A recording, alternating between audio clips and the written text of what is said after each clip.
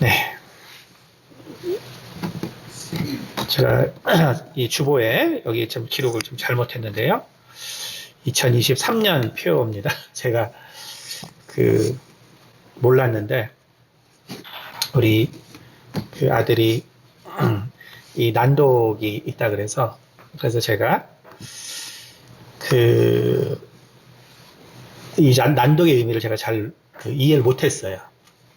못하고 쭉 네, 쭉 제가 이렇게 좀 그 부분들에 대해서 좀 공부를 하다 보니까 제가 난독이더라고요.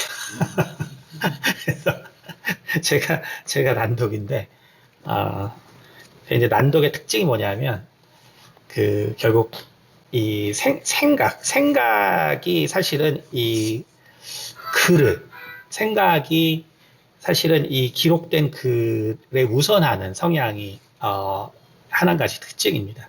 그러니까 예를 들어서 이런 거죠. 제가 이제 여기 보면 저기 그 전체 단톡방에 나와 있지만 이제 2022년 표로 돼 있거든요. 근데 이런 거예요. 그러니까 제가 2023년 표를 내가 썼기 때문에 2022를 아무리 봐도 제 눈에는 2023으로 보이더라고요.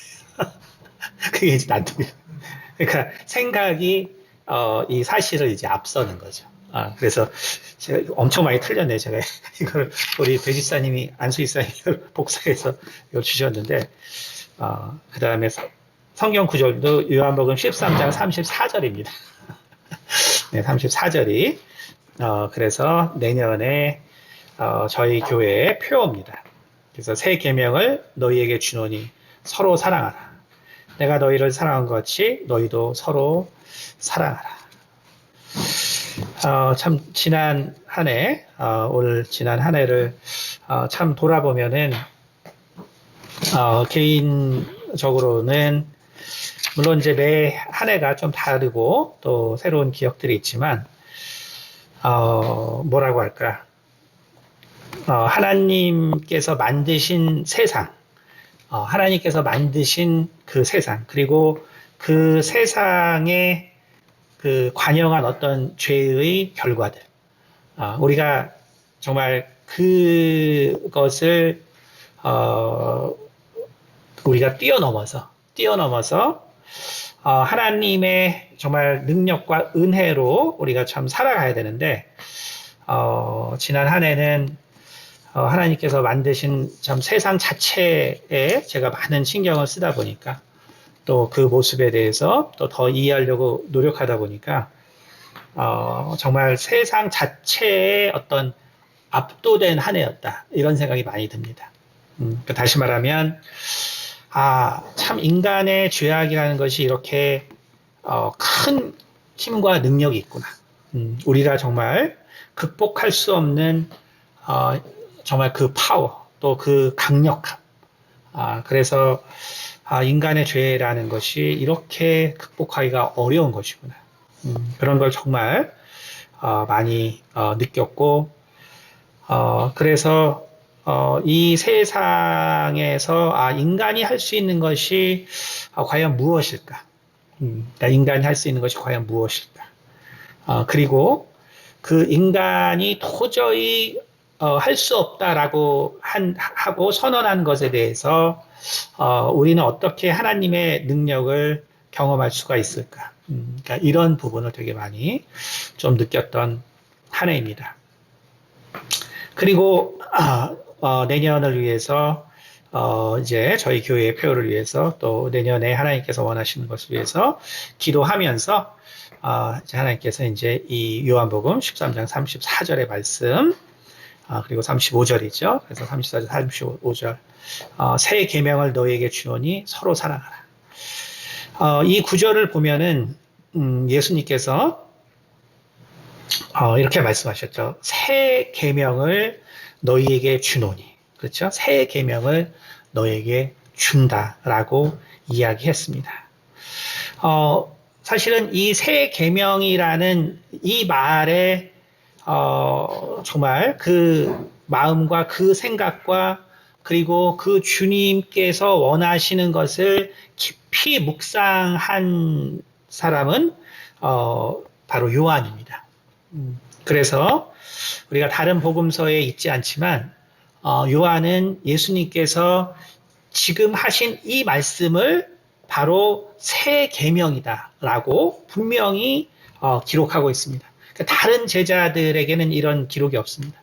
그런데 바로 요한은 이 예수님의 말씀에 대해서 바로 주님께서 이것을 새 계명이다라고 주었다라고 말씀하고 계시고, 그리고 결국 요한 1서에 바로 이 새 계명이 무엇인가를 그가 설명을 하고 있습니다. 예수님께서 그렇다면 이 새 계명이라고 이야기했을 때 과연 요한은 이것을 결국 어떻게 이해하고 있느냐? 그러니까 요한은 이것을 어떻게 이해했기에 과연 새 계명이라고 이야기를 했을까? 요한이 이 새 계명이다라고 했을 때 이 계명은 그 헬라어로는 인텔론이라는 말을 씁니다. 인텔론이라는 말을 쓰는데 이것은 뭐냐 하면은 텔론이라는 것은 텔로스라는 말과 그 다음에 인이라는 것은 말 그대로 그 안으로 들어간다는 의미가 똑같이 있습니다. 그래서 인텔론이라는 말은 결국 우리가 텔로스에 우리가 모든 것을 집중한다는 말이거든요. 그 텔로스에 모든 것을 집중한다. 그러면 텔로스라는 것은 뭐냐 하면은 당시에 이 당시에는 이제 이 그리스 문명이었기 때문에 바로 아리스토텔레스가 그의 이 세상과 모든 만물을 이해하는데 중점적으로 사용했던 단어입니다. 그러니까 텔로스란 단어 자체가 아리스토텔레스가 세상을 이해하고 세상의 만물이 왜 이렇게 구성되냐라고 할 때 이 텔로스라는 말을 썼고, 그래서 우리가 텔로스라는 말을 그리스 사람들은 바로 아리스토텔레스의 아주 중요한 그러한 그 세상을 설명하는 단어로 이해를 하고 있습니다. 근데 바로 그 단어를 요한은 사용을 하고 있어요. 요한은 사용을 하고 있습니다. 다시 말하면 우리가 이 신약에서 구약의 율법, 구약의 십계명을 설명할 때 이때 율법이라는 단어가 있죠. 율법이라는 단어가 있습니다. 영어로는 law라고 했지만 그런데 이것을 이제 그 그리스 말로는 노모스라고 합니다. 노모스. 그러니까 특별히 노모스라고 기록했을 때의 의미는 특별히 이 예수님의 제자들이 율법을 이라는 단어를 바로 그 그리스어로 표현했을 때는 노모스라는 단어를 썼는데 특별히 이 노모스라는 것은 이 모세오경, 그러니까 모세오경에서 말한 정말 이 유대인들에게 있어서 율법의 그 핵심에 해당하는 것이죠. 그것을 표현할 때는 노모스라는 단어를 썼고, 예수님께서 그런데 이 율법이란 말도 쓰셨고 계명이란 말도 쓰셨는데, 계명이라는 말을 썼을 때는 항상 인텔론이라는 말을 썼습니다. 그러니까 다시 말하면 제자들이 그리고 특별히 요한이 예수님께서 말씀하신 그 하나님의 이 명령과 하나님의 뜻에 대해서 요한은 매우 깊게 분류하고 그리고 깊은 고민을 했다는 것입니다. 그렇기 때문에 결국 이 구약의 모세오경, 다시 말하면 유대인들이 생각하는 하나님의 가장 큰 계명이자 가장 큰 말씀, 그러니까 그것과 그리고 예수님께서 하신 말씀 사이에는 분명한 차이가 있다는 것을 요한은 깨닫고 있었던 것이죠. 결국 요한이 깨달은 것은 뭐냐 하면 하나님의 이 율법과 그리고 예수님의 계명의 차이라는 것은 뭐냐 하면 사실 요한일서에서 요한이 뭐라고 말하냐면은 너희가 받은 이 새 계명은 사실은 새로운 것이 아니다라고 얘기하고 있어요. 너희가 옛 계명이 있는데 사실은 그 옛 계명, 새 계명이라는 것이 옛 계명의 연속이라고 이야기하고 있습니다. 요한일서에는. 그런데 그러면 굳이 이것을 왜 구별했냐? 그것은 바로 새 계명에는 바로 하나님의 그 정신이 들어있는 것이죠. 그러니까 하나님이 율법을 왜 정말 이 유대인들 가운데 부여하셨는가? 그러니까 하나님을 알고자 하는 자에게 하나님께서 정말 이 율법을 주신 그 본질적인 이유가 무엇인가라고 했을 때 바로 요한은 그 차이를 단어를 통해서 아주 명확하게 이해를 하고 그리고 기록을 하고 있습니다. 텔로스임이라는 것은 사실은 이 소크라테스는 세상 만물을 설명할 때 텔로스란 말을 썼다 그랬죠. 그것은 결국 뭐냐면 이 세상의 생명체가 왜 그렇게 존재할 수 있느냐 이런 의미거든요. 그러니까 왜 나무가 저렇게 자랄 수밖에 없고 왜 호랑이는 저런 행동을 할 수밖에 없고 왜 정말 이 물고기는 저렇게 살아갈 수밖에 없고 왜 하늘에 있는 새는 저렇게밖에 살아갈 수 없느냐. 그것은 바로 이 바이올로지컬 텔로스가 사실은 정해져 있기 때문이라는 거예요. 그래서 텔로스란 말은 목적이라는 말이죠. 그러니까 그 모든 만물들은 그 본질의 목적이 존재한다는 의미입니다. 그 본질의 목적.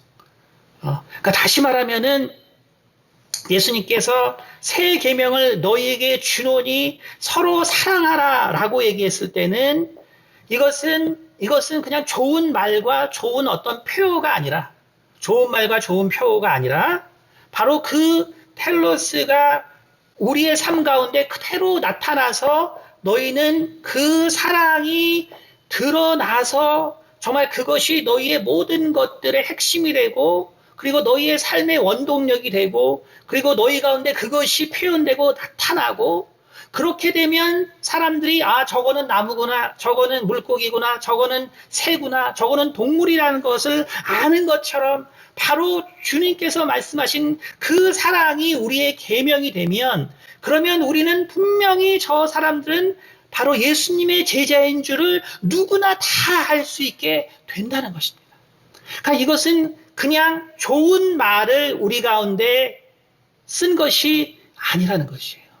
아니고 오늘 주님께서 말씀하신 것처럼 서로 사랑하라. 우리가 정말 서로 사랑하는 마음이 우리 가운데 자리 잡는다면 우리는 그 사랑이 우리의 삶 가운데 너무너무 더 분명하게 나타나서 바로 우리가 어떤 사람인지가 바로 세상에서 드러난다고 하는 것입니다. 여러분 우리가 그것을 매우 잘 알아야 합니다. 근데 우리는 사실은 이 사랑이라는 말을 우리는 인간이기 때문에 다 자기가 생각하는 이 사랑이라는 개념이 있습니다. 사실 인간은 우리가 흔히 생각할 때 내가 경험하는 것을 사실은 내가 말하는 것 같지만 사실 인간은 내가 생각하는 것을 경험하는 거예요. 다시 말해서 내가 경험했기 때문에 이런 생각을 갖는 것이 아니라 사실 인간은 생각하기 때문에 그런 경험을 하는 것입니다. 우리가 만약에 인간이라는 존재가 경험하는 것을 생각한다 그러면 세상의 모든 인간은 다 같아요. 다를 수가 없습니다. 우리가 경험한 것을 만약에 우리가 생각한다 그러면 그럼 세상의 모든 사람들은 사실은 다 같을 수밖에 없어요. 왜? 기본적으로 살아가는 방식이 크게 다르진 않기 때문에. 하지만 사실은 우리가 생각하는 것을 우리는 경험해 가는 것이 인간입니다. 근데 그것이 좋을 때도 있고 나쁠 때도 있어요. 근데 나쁠 때는 언제냐면 사실은 우리가 하나님의 말씀을 대할 때예요. 하나님의 말씀 대할 때. 왜냐하면 바로 내가 생각하는 것을 경험하려고 하기 때문에, 그렇기 때문에 정말 예수님께서 너희가 서로 사랑하라 라고 할 때 우리의 생각은 뭐냐면 내가 알고 있는 생각으로 경험하려고 하는 것이죠. 그러니까 하나님께서 주시는 사랑을 내가 정말 경험해서 그 사랑을 내가 표현하려는 것이 아니라 사실은 내가 이미 가지고 있던 그 사랑에 대해서 내가 또 행동을 하기 때문에 또 반복적으로 그런 경험이 일어나요. 그러니까 그것은 뭘 말하냐면 내가 하나님 안에서 사랑을 가지고 나는 행동했다고 생각하는데 여전히 모든 것 가운데 변화가 없고 나에게 변화가 없죠. 그것은 왜 그러냐면 내가 생각하고 있는 그 사랑으로 바로 내가 행동하고 그래서 그 결과를 다시 경험하게 되기 때문에 그렇습니다. 그러나 우리는 내가 하나님 앞에서 하나님의 계명을 지키고 내가 하나님의 사랑대로 살려고 노력했고 했는데 내 인생이 왜 이러냐 라고 우리는 항상 그렇게 불평하고 우리는 불만하죠. 그럼 우리는 정말로 인간이 결국 생각하는 방식이 무엇인가를 우리가 사실 깊이 돌아보고 생각해야 한다는 것입니다. 제가 이제 얼마 전에 제가 이제 가끔씩 이제 말씀드리는 이제 분이신데 어쨌든 그분이 이제 이제 검사하신데 약간 교통사고로 지금은 이제 휠체어에서 손만 이제 이렇게 쓰시고 이제 일을 하시는데 어쨌든 요즘에는 이제 뭐 어쨌든 검사들의 시대잖아요. 그래서 혹시 좀 좋은 어떤 그래도 기회가 생기지 않나 이렇게 안부를 드렸더니 뭐 검사도 세상에 너무 많다 그러더라고요. 그래서 줄이 안 닿는다 그러더라고요. 검사도 세상에 너무 많아서 줄이 안 닿는다. 근데 이제 이분이 어쨌든 정말 뭐 벌써 이제 10년이 됐어요. 정말 10년 동안 그렇게 어쨌든 그런 삶을 살고 계시는데 이제 이분이 이 얘기를 하더라고요. 자기가 이제 일을 맡아서 한다면 나는 자기가 그분이 직접 이제 장애를 가지고 계시기 때문에 내가 장애를 가진 사람들을 위해서 입법하고 또 그들의 불편을 내가 직접 겪었기 때문에 그런 일을 이제 내가 한다면 마지막으로 해야 되지 않겠냐 이제 이 얘기를 하더라고요. 근데 이제 그러면서 무엇을 얘기하냐면 장애인이란 말이 자체가 잘못됐다. 장애인이란 말 자체가 잘못됐다. 그러니까 결국 인간이라는 것은 이 언어로 규정될 때 결국 그것이 그 단어에 속한 모든 사람과 행동을 그리고 미래와 꿈을 다 규정하게 되잖아요. 그래서 이 장애인이란 말 자체를 바꿔야 된다라고 말씀하시더라고요. 그래서 저도 이제 어려운 사람들을 많이 어쨌든 돕는다고 돕잖아요. 근데 저는 적당한 말이 뭘까? 오랫동안 저도 생각을 했어요. 그래서 옛날에 보면 장애인이었다, 장애우였다가 다시 어쨌든 이런 말들도 사회가 바뀌면 자꾸 바뀌는데, 그러니까 지금도 사실은 적당한 용어가 없죠. 사실은 그냥 쓰고 있는 말인데, 이 분이 뭘 하라고 얘기하냐면, 이 용어는 재활인이라고 바뀌어야 된다라고 얘기해요. 재활인. 근데 이제 그거를 들으니까 정말 그 단어가 참 너무 적절한 단어다라는 생각이 좀 들더라고요. 어쨌든 저는 어떤 단어가 맞는지 오랫동안 고민했지만 어떤 단어인지를 제가 사실 생각할 수 없었거든요. 그러니까 제가 그 통화를 하고 나서 느낀 것이 그거였어요. 그래. 내가 아무리 어려운 사람을 돕는다 한들 내가 장애가 없는 이상 내가 어떻게 이해하겠느냐. 여러분 그것이 인간이에요. 그것이 인간입니다. 그러니까 내가 아무리 뭘 한다고 한들 내가 그 사람이 되기 전에는 절대로 그 사람을 이해할 수 없어요. 우리는 그것이 인간입니다. 우리가 그것을 부정하면 안 돼요. 그것을 부정하면 이 세상은 공존이 안 돼요. 저 사람이 왜 저렇게 행동하지? 저 아이가 왜 저렇게 하지? 부모가 왜 저러지? 내 친구는 왜 저러지? 저 부하는 왜 저러지? 저 상사는 왜 저러지? 그러니까 이것은 우리가 정말 그 사람의 입장이 돼보기 전에는 절대로 알 수 없습니다. 오늘 이 말씀을 우리가 돌아보면 정말 주님께서 말씀하신 사랑이 뭔지를 우리가 알지 못하면 우리는 사실 죽을 때까지 정말 주님께서 원하시는 그 사랑의 삶을 내가 알 수 없는 거예요. 그리고 내가 살아갈 수 없는 것입니다. 정말 주님께서 말씀하신 이 사랑이 무엇인가? 여러분, 우리가 하나님의 사랑을 특별히 뭐라고 하냐면은 러브인데 거룩한 사랑이라고 얘기하죠.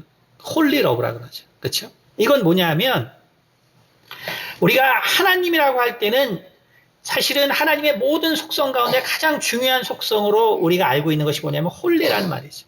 근데 이 홀리라는 말의 뜻은 뭐냐면 본질적으로 아시겠지만 이거는 그냥 구별되는 거예요. 구별되는 거. 그러니까 구별되는 것입니다. 그러니까 다시 말하면 우리가 성경을 읽죠. 그러나 우리는 실은 내가 생각하는 대로 읽거든요. 그렇기 때문에 하나님께서 사랑하라고 얘기할 때 내가 생각하는 사랑은 내가 아는 사랑이에요. 내가 지금 예수님이 말씀하고 그래서 하라고 하는 사랑을 내가 성경을 쭉 읽고 그리고 저도 뭐 젊을 때 다 그랬지만 그래 나도 이제 사랑하며 살아야겠다. 근데 제가 지난 시간에도 설교를 했지만 제가 분명히 성경을 알고 살았는데도요 제 인생은 거의 파멸과 가까워요. 분명히 제가 이 성경을 제가 이해하고 그리고 나름 자부하면서 살았는데 제 인생은 사실 거의 파멸과 비슷했어요. 여러분 이게 뭘 말하냐면 정말로 하나님의 사랑이라는 것은 우리가 생각하는 사랑과는 사실 많은 차이가 존재한다는 거예요. 그러니까 하나님은 거룩하시기 때문에 사실은 그 거룩하신 하나님의 그 사랑 바로 하나님께서 말씀하신 그 사랑의 의미가 뭔지 사실 우리는 그것을 제대로 알기 어렵고 그리고 어떤 면에서는 사실 이 세상의 거의 모든 사람이 사실 정말 하나님이 원하시는 사랑이 뭔지 모르고 신앙생활하다 죽는다고 보는 것이 어떤 면에서는 참 맞는 말입니다. 그렇기 때문에 인간이겠죠. 그렇기 때문에 이 세상의 죄의 권세라는 것은 너무너무 강력한 거예요. 그렇기 때문에 이 세상의 죄의 권세라는 것은 너무너무 강력한 것입니다. 그렇기 때문에 반드시 주님의 재림이 있어야 되는 거예요. 우리는 스스로 우리를 구원할 능력이 없습니다. 우리가 정말 우리 성도님들이 참 열심히 하시죠. 그렇죠? 정말 그리고 또 많은 교회에서 많은 분들이 열심히 사실 하나님을 위해서 일하고 그리고 사랑을 나누면서 살지만 그러나 그 사랑에는 우리 스스로가 우리를 구원할 능력이 없다는 것을 우리는 분명히 사실은 깨닫는 것에 불과합니다. 우리가 사실 하나님의 일을 하고 하나님을 사랑하면서 더 우리가 느끼는 건 뭐냐면 그냥 바울의 고백을 그냥 그게 진짜구나를 깨닫는 거예요. 내가 그냥 진짜 큰 죄인이구나. 내가 할 수 있는 게 아무것도 없구나. 사실 우리가 그것을 깨닫는 것이고 사실 그것이 바로 이 세상의 모습이고 바로 그것이 죄의 권세입니다. 그걸 예수님께서 요한복음 13장에서 우리가 아는 세족식을 하십니다. 세족식을 하는데 요한은 여기서 이 요한은 이제 예수님의 정말 그 삶과 그리고 예수님께서 우리 가운데 말씀하시고자 하는 것 그리고 정말 그 예수님의 그 계명의 핵심을 위해서 이 요한복음을 구성했습니다. 그래서 모든 예가 거기에 맞게 다 나와요. 근데 그 거기에 맞는다는 게 뭐냐면 다 율법을 어기시는 예수님이세요. 율법을 어기시는 예수님. 그런데 그 율법을 어기심으로 결국은 모든 자들이 구원받게 되는 그 길들이 열리는 것을 보여주고 있습니다. 오늘 예수님께서 결국은 모든 자들을 구원하기 위해서 정말 하나님의 그 율법들을 이 세상의 인간의 눈으로는 그 율법들을 어겨갈 때 결국 요한복음 11장에 나사로가 죽음에서 살아나게 되고 그리고 이제 나사로의 일로 말미암아서 예수님께서는 본격적으로 제사장들에 의해서 이제 예수님을 죽이기 위한 모함들이 시작되고 다시 말하면 오늘 예수님께서 이제 제자들의 발을 씻기는 이 순간이라는 것은 뭐냐면은 세상에서 예수님은 그 모든 사랑을 다 쏟아 부어 주셨지만 그 결과는 뭐냐면 너는 반드시 죽어야 되는 사람이다라는 거예요. 너무나 참 아이러니하죠. 그러니까 예수님께서 보여주신 그 모든 인생의 그리고 그 모든 열정과 그 사랑을 예수님께서 이 유대 땅에서 3년간 그의 백성들을 위해서 그의 자녀들을 위해서 모든 것을 다 쏟아 부으셨어요. 그분은 잘 먹지도 못하시고 잘 주무시지도 못하시고 그 모든 3년간의 모든 것을 다 쏟아 부었는데 결과는 뭐냐 하면 너는 죽어야 된다는 것이 바로 이 세상 사람들이 하고 있는 이야기입니다. 여러분 왜 그럴까요? 바로 우리가 생각하는 사랑과 하나님께서 말하는 사랑이라는 것이 너무나 다르기 때문에 그런 거예요. 우리가 사랑이라고 하는 것과 예수님께서 우리 가운데 맡긴 그 사랑이라는 것이 너무나 다르기 때문에 그런 것입니다. 우리는 그렇기 때문에 정말 예수님께서 우리에게 부어주신 그 사랑, 정말 예수님께서 우리에게 부어주신 그 사랑이 무엇인가를 우리가 다시 한번 생각하고 사실은 다시 한번 깨닫는 그러한 한 해가 이제 새롭게 열리기를 바랍니다. 그 사랑은 저도 몰라요. 저도 알지 못합니다. 저도 실패했기 때문에 저도 알지 못해요. 그렇기 때문에 정말 주님께서 말씀하신 그 사랑이 무엇인가를 우리가 다시 한번 우리가 생각해 볼 때, 그때 우리는 우리의 삶에서 더 이상 원망과 좌절과 그리고 정말 두려움과 공포와 그리고 내 이기심과 내 욕망이 나타나지 않는 거예요. 나에게 끊임없이 이러한 두려움과 원망과 혹은 좌절과 낙담과 혹은 교만과 혹은 정말 이러한 모습들이 내 가운데 남아있다면 그것은 내가 아직 주님의 사랑 그리고 주께서 원하시는 그 사랑의 모습이 무엇인가를 우리가 잘 깨닫지 못했기 때문에 나오는 바로 현상들입니다. 오늘 예수님께서 이러한 마지막에 이 상황이 되었지만 오늘 예수님께서는 요한복음 13장 1절에 이렇게 기록하고 있습니다. 6월절 전에 예수께서 자기가 세상을 떠나 아버지께로 돌아가실 때가 이른 줄 아시고 세상에 있는 자기 사람들을 사랑하시되 끝까지 사랑하시니라. 자기 사람들을 사랑하시되 끝까지 사랑하시니라. 여러분, 우리는 어렵지만 정말 이 사랑을 우리가 정말 깨닫고 알아야 합니다. 여러분, 다시 말해서 내가 왜 이 사랑을 포기하고 싶냐면 내가 왜 이 사랑을 포기하고 싶냐면 내가 하는 사랑으로 사랑하려고 하기 때문이에요. 간단합니다. 여러분, 누군가를 사랑하려고 하죠. 예수님께서 원수를 사랑하라고 해서 여러분 누군가를 사랑하려고 하죠. 근데 어때요? 하다 보니까 안 되죠. 지치죠. 힘들죠. 왜냐하면 그것은 홀리 러브가 아니라 그냥 여러분이 알고 있는 러브를 가지고 하기 때문에 그런 거예요. 그렇기 때문에 반드시 지치는 날이 오고, 반드시 힘든 날이 오고, 반드시 좌절하는 날이 오고, 반드시 하나님을 원망하는 날이 옵니다.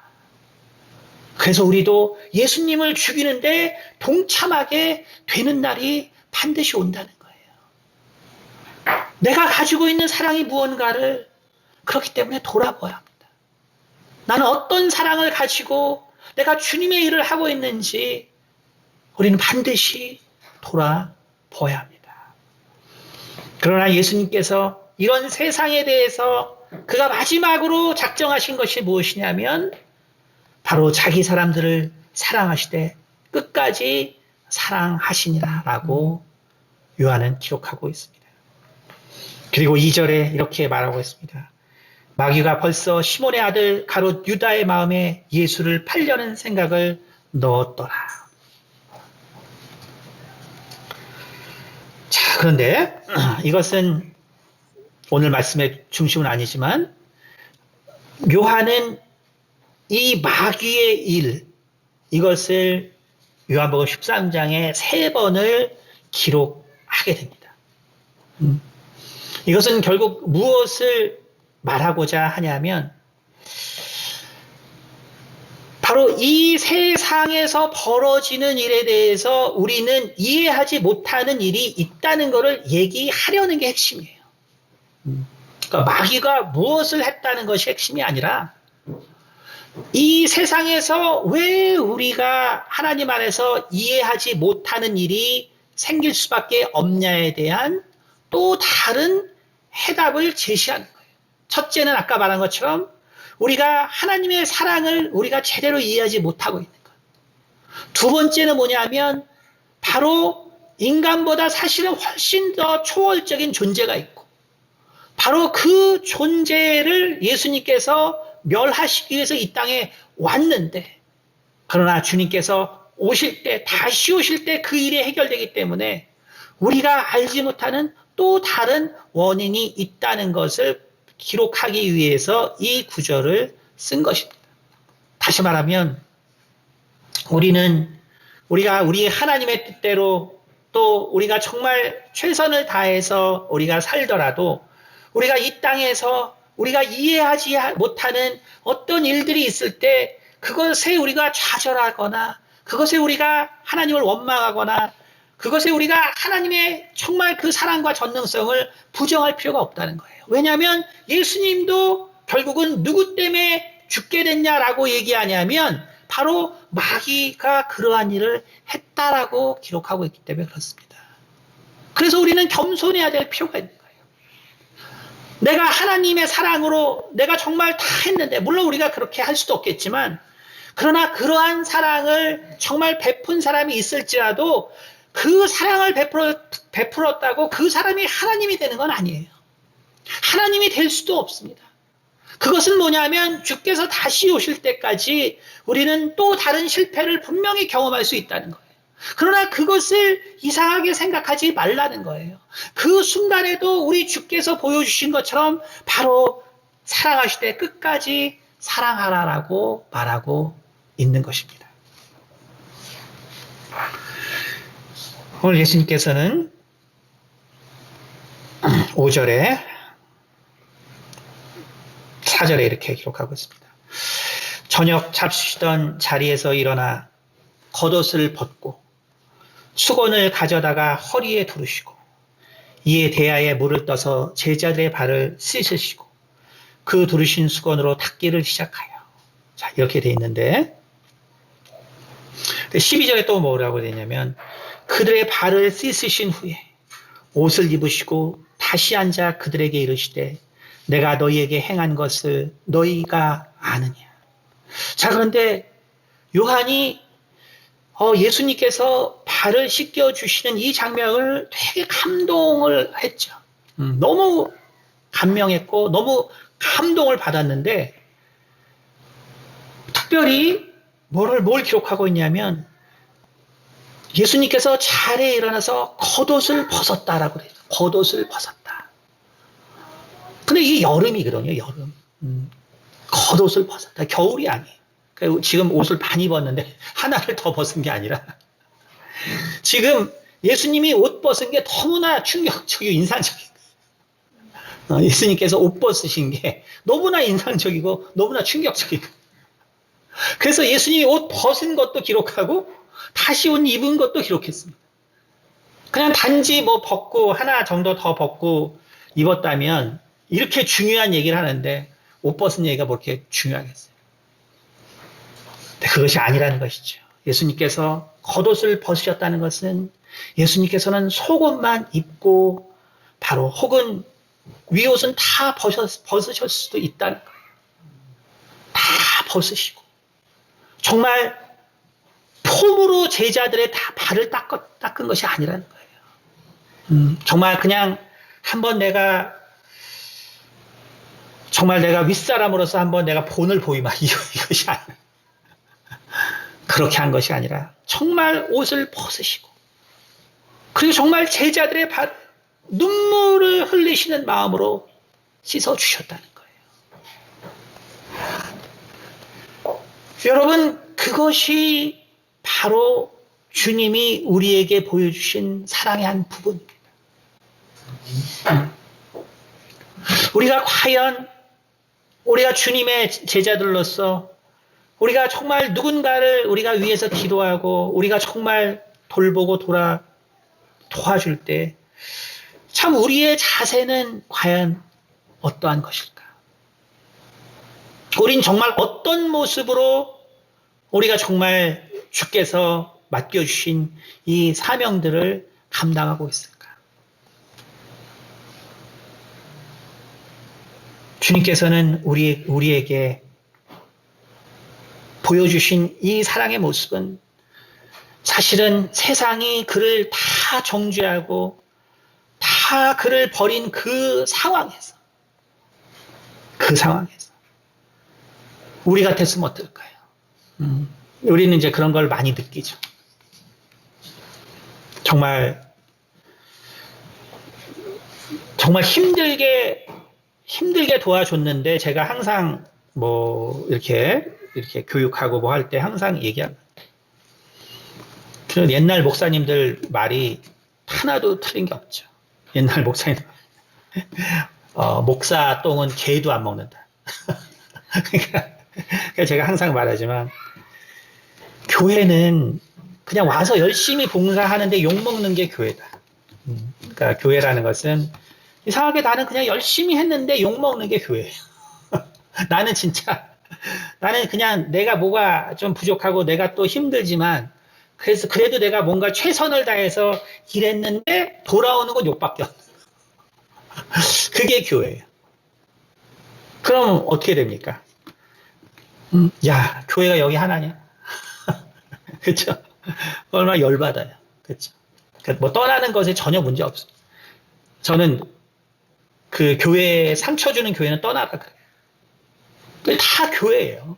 이 교회도 교회고 저기 다 교회입니다. 여러분, 저에게 상처 받으신 분은 진짜 제가 말씀드리지만 여러분의 영혼을 위해서 딴 교회 가셔야 돼요. 여러분의 영혼을 위해서. 그러니까 교회는 상처받으러 오는 것이 아니에요.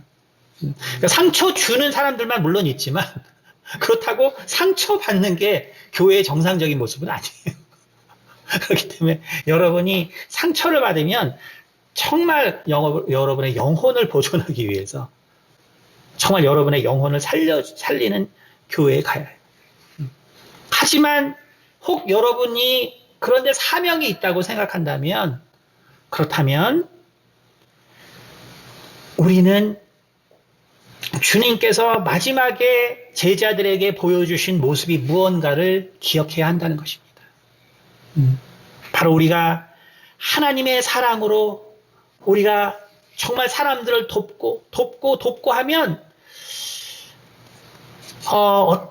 우리 어떤 생각을 듣냐면 이 사람은 도대체 나에게 어디까지 바라려고 이러지? 이런 생각이 듭니다. 그러니까 이게 많이 돕다 보면 야, 어디까지 이 사람은 나에게 정말 이 헌신과 봉사를 요구하는 것일까? 그건 제가 이제 그 젊을 때는 제가 힘이 넘쳐가지고 그냥 다 괜찮았는데 이제는 막 또 이거 나이가 들고 또 나이가 들었는데도 애를 키우고 뭐 하니까 야, 이거 진짜 이 사람들이 나를 도대체 나에게 어디까지 요구하는 걸까? 이게 뭐냐면 예수님께서 정말 많은 사랑을 베푸셨는데 끊임없이 예수님에게 요구하죠. 너는 이걸 뭐라고 생각하냐? 너는 이 기적을 더 보여라. 너는 더 한 번 더 해봐라. 네가 뭐 더 할 수 있으면 더 해봐. 끊임없이. 그리고 그러지 않은 거에 대해서 그래 또 결국 네가 하나님의 아들이 아니니까. 네가 스스로 주장한 것처럼 네가 하나님의 사람이 아니고 하나님의 아들이 아니기 때문에 너는 결국 그런 모습을 보이는 거다. 라고 정죄합니다. 여러분 근데 그게 참 가슴 아픈 일이지만 그것이 주님을 사랑하는 사람들이 이 세상에서 겪는 너무나도 자연스러운 일입니다. 그것을 이상하게 생각해서는 안 됩니다. 예수님께서는 바로 이러한 상황에서도 그는 정말 그 겉옷을 다 벗으시고 제자들을 위하여 그 발 하나하나를 닦아주시면서 그러면서 정말 그들이 이 세상에서 겪을 그 고통과 아픔을 주님께서는 생각하셨습니다. 그 모든 것들을 주님께서 생각하시고 그리고 이제 13장 34절에 바로 이 말씀을 제자들에게 주시는 것입니다. 새 계명을 너희에게 주노니 서로 사랑하라. 내가 너희를 사랑한 것 같이 너희도 서로 사랑하라. 참 세상이 나를 배신했는데 예수님이 뭐라 그랬냐면 서로 사랑하라. 저랑 다르죠. 저는 아까 뭐라 그랬어요? 야, 상처받은 교회는 떠나. 너희 영혼을 위해서 떠나. 저희는 이렇게 얘기하잖아요. 저는. 근데 예수님이 뭐라 그러냐면 내가 너희를 사랑한 것 같이 너희도 서로 사랑하라. 내가 너희를 사랑한 것 같이 너희도 서로 사랑하라. 여러분, 이 말씀은 우리에게 매우 어려운 말일 수밖에 없죠. 그리고 제가 또 그렇게 설명한 것처럼 저 역시 주님께서 말씀하신 이 사랑의 정말 그 깊은 정말 그 느낌 혹은 정말 하나님의 사랑의 그 감격 저에게도 너무너무나 이것이 부족하기 때문에 저는 그것을 저는 직접 경험했기 때문에 알죠. 왜냐하면 저를 이렇게 또 이 교단에 도와주신 우리 김영석 목사님 으뜸사랑교회 그 교회 이름 자체가 으뜸사랑이잖아요. 그러니까 처음에는 저 잘 몰랐어요. 네, 살면 살수록 사랑인데 그건데 으뜸이다. 진짜 너무 대단해요. 그러니까 그분이 정말 정말 교도소 사역을 하시고 정말 그 살인마들에게 성경 공부를 그들을 위해서 눈물을 저는 뭐 아직도 그게 안 되거든요. 그러니까 아직도 안 되니 제가 주님의 이 사랑의 이 의미를 제가 어떻게 알겠습니까? 하지만 비록 우리가 이것을 깨닫지 못할지라도 우리는 주님의 사랑이 정말 우리 하나님의 전에 모이는 분명한 이유라는 것을 다시 한번 우리는 기억해야 할 것입니다.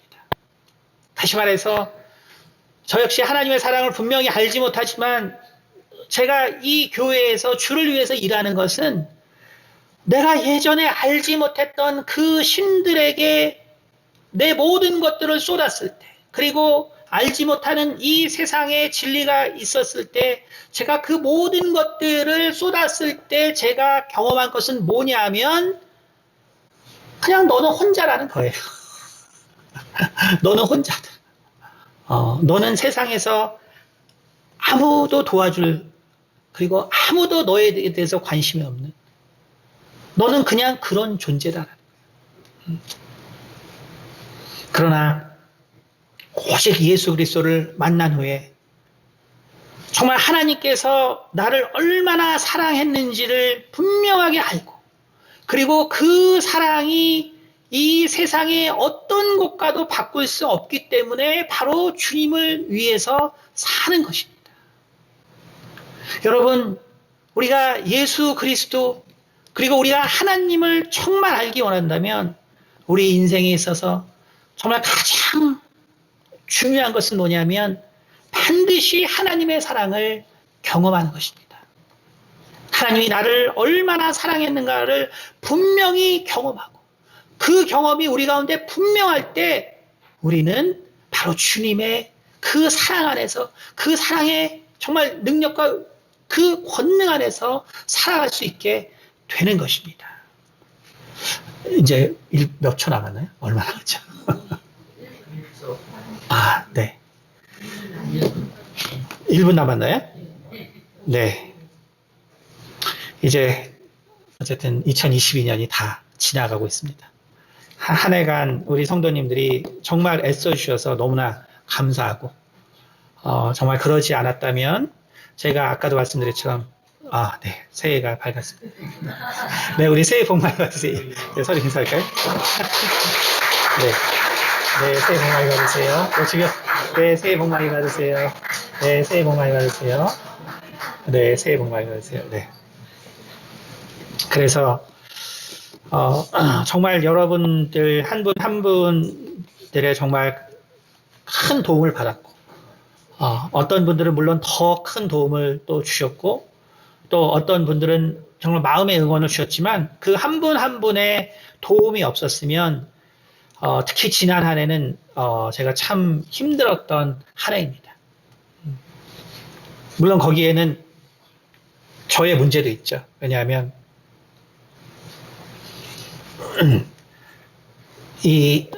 어쨌든 하나님께서 맡겨주신 그 영혼들을 정말 어떻게 하면 더 잘 도와드릴 수 있을까? 그러니까 정말 그것이 정말 이 세상의 어떠한 것을 통해서 더 이해하기 노력하고 더 알기 위해서 노력하고 하다 보니까